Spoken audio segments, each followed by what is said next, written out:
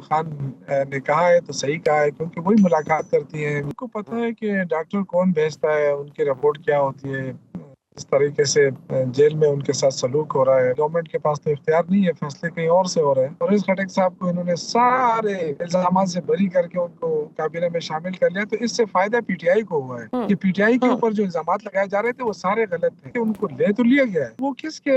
Control میں ہوں گے اور کس کے انڈر میں کام کریں گے، یہ سب سے بڑا کویسچن ہوگا۔ کل پیمز ہاسپٹل کے 4 ڈاکٹرز نے عمران خان کا طبی معائنہ بھی کیا، انہیں بالکل صحت مند قرار دیا، لیکن آج بیرسٹر سیف کہتے ہیں کہ انہیں سحری اور افطاری میں کھانا نہیں دیا جا رہا، ان کی عبادت پر پابندی ہے۔ اس سے پہلے بھی اس قسم کے بیانات آئے لیکن ان کی تردید آ گئی۔ کیا یہ غیر ذمہ داری کا مظاہرہ نہیں ہے؟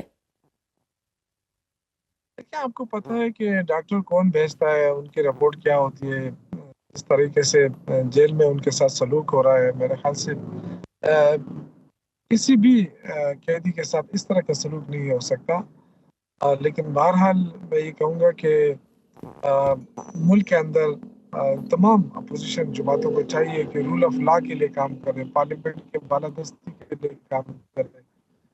تو آپ کو پتہ ہے فیصلے تو پتہ چل گیا کہ گورنمنٹ کے پاس تو اختیار نہیں ہے، فیصلے کہیں اور سے ہو رہے ہیں۔ لیکن سر جس طرح صحت کے حوالے سے پہلے بھی باتیں ہوئی ہیں، پھر خود علیمہ خان صاحبہ جیل سے واپس آتی ہیں اور وہ کہتی ہیں کہ اس طرح کی افواہیں نہ پھیلائیں، عمران خان صاحب کی صحت بالکل ٹھیک ہے، اور بڑی سختی سے انہوں نے اس کی تردید بھی کی۔ پھر دوبارہ سے اس طرح کی افواہیں، اس طرح کی باتیں پھیلانا، کچھ تو دیکھیں میڈیا بھی ایگزیگریشن کرتا ہے، لیکن ظاہر ہے اگر علیمہ خان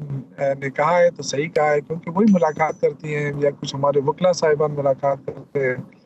ہمارے لیے تو دروازے بند ہیں، ہم تو جا نہیں سکتے ہیں، کیونکہ نہ ملاقات کی اجازت ملتی ہے، نہ کئی دفعہ ٹرائی کیا تو بس سب تو ہم آرام سے بیٹھ گئے۔ ظاہر ہے ہمیں تو کچھ پتہ نہیں ہے کہ کیا ہو رہا ہے کیا نہیں ہو رہا ہے، لیکن جو جیل مینول ہے اس کے مطابق ٹریٹ ہونا چاہیے، اور سابق وزیر اعظم ہیں تو مطلب اس حساب سے ان کے صحت کے مطابق ان کے ساتھ ٹریٹ کیا جانا چاہیے۔ جو ملاقاتیں ہیں اس پہ پابندی لگانے سے کیا مقصد حاصل کرنا چاہتی ہے گورنمنٹ؟ ملاقات تو قیدیوں کے ساتھ ہوتی رہتی ہے، وہ بھی ایک قیدی کی حیثیت سے ملاقات کرنا چاہتے ہیں، ان کا حق ہے کہ ان کے وکلا کے ساتھ ان کی بات چیت ہو، ان کے رشتہ دار، ان کے دوست، کیونکہ یہ حق تو کوئی نہیں چھین سکتا کہ آپ جیل میں رہ کے اپنی مشاورت کریں، اپنی پارٹی کو چلائیں، یہ چیزوں اس پہ تو کوئی پابندی نہیں ہونی چاہیے۔ تو سر پرویز خٹک صاحب تو وفاقی کابینہ میں شامل ہو چکے ہیں، تو اطلاع تو یہ ہے کہ انہیں وزارت داخلہ میں کوئی اہم پورٹ فولیو بھی ملے گا، چیبو گوئیاں ہیں کہ انہیں کے پی حکومت کو ٹف ٹائم دینے اور پی ٹی آئی کو ڈسمنٹل کرنے کے لیے لایا گیا ہے۔ آپ سمجھتے ہیں کہ وہ آپ کے لیے کوئی خطرہ ثابت ہوں گے؟ لیکن آج میں الحمدللہ کہوں گا کہ پرویز خٹک صاحب کو انہوں نے سارے الزامات سے بری کر کے ان کو کابینہ میں شامل کر لیا، تو اس سے فائدہ پی ٹی آئی کو ہوا ہے کہ پی ٹی آئی کے اوپر جو الزامات لگائے جا رہے تھے وہ سارے غلط تھے۔ تو اب یہ کہ سب سے بڑا کویسچن تو یہ ہے کہ ان کو لے تو لیا گیا ہے، لیکن کیا وہ کس کے کنٹرول میں ہوں گے اور کس کے انڈر میں کام کریں گے، یہ سب سے بڑا کویسچن ہوگا،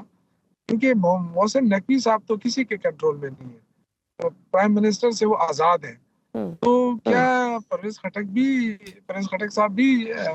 ایک علیحدہ حیثیت میں کام کریں گے؟ لیکن سر الزامات تو پھر آپ لوگوں کی پارٹی پہ بھی کچھ ایسے لگ رہے ہیں، جیسے شیر افضل مروت نے ایک بیان دیا ہے جس میں انہوں نے یہ دعویٰ کیا ہے کہ تحریک انصاف میں بھی کچھ ایسے لوگ ہیں جو فارم 47 پر آئے ہیں۔ آپ نے بھی کچھ عرصہ قبل بیان دیا تھا کہ الیکشن میں پی ٹی آئی کے 35 لوگوں نے حلف نامے دے کر جیت کا نوٹیفیکیشن لیا۔ کیا یہ وہی لوگ ہیں جو فارم 47 پر جیتے ہیں؟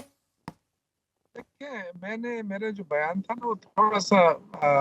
اس پہ ٹیسٹ کیا گیا، میں نے پی ٹی آئی نہیں کہا تھا، میں نے کہا تھا کہ جو فارم 45 کو جو چینج کیا گیا تھا وہ اس لیے چینج کیا گیا تھا کہ کچھ لوگوں نے لکھ کے دیا ہے، تو اس میں 35 لوگ ہیں، اس میں ایم این ایز بھی ہیں، ایم پی ایز بھی ہیں، لیکن میں نے پی ٹی آئی کا نہیں کہا تھا، میں نے اوورال بات کی تھی،